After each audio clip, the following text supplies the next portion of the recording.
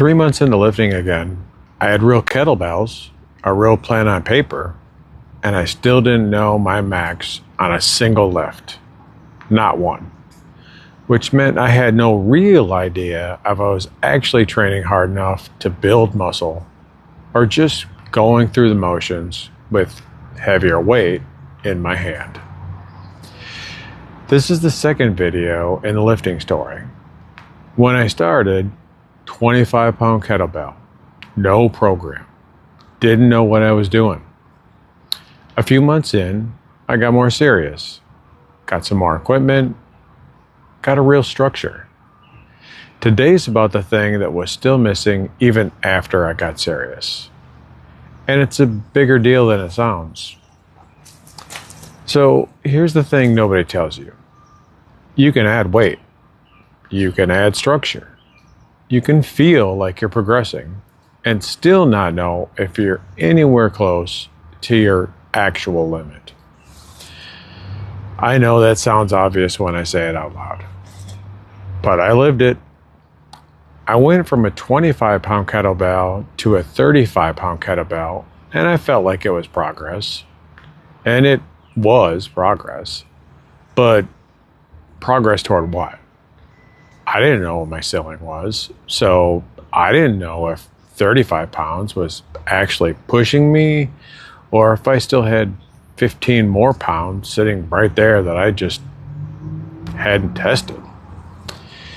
If you want more strength, real size, you've got to be training close to your max.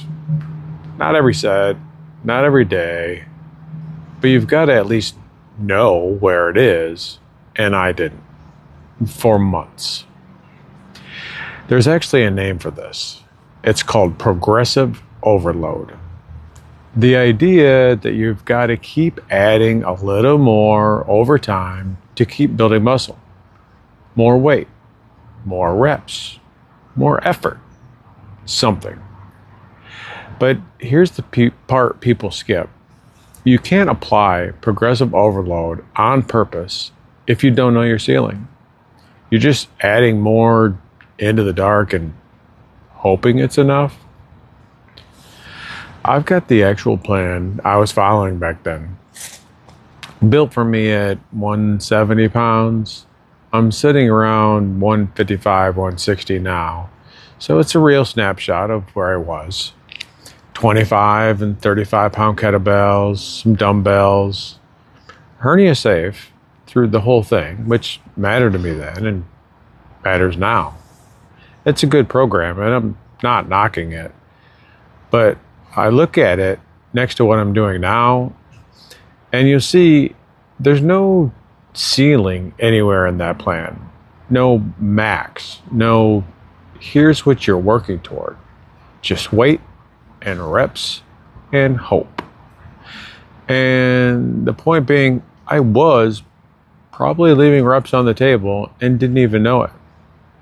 You don't know you're leaving something on the table if you've never checked what was there. So here's what changed.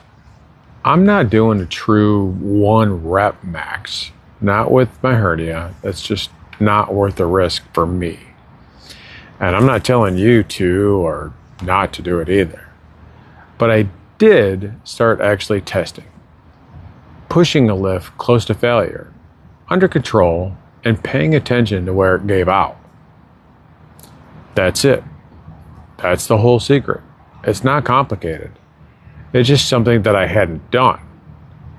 And once I actually knew, everything after that got more honest. I wasn't guessing anymore. Now, here's the part that's actually useful if you're in the same spot I was. Once I knew my ceiling and my heaviest single kettlebell wasn't enough anymore, I didn't need to go buy a bigger one. I just combined the two.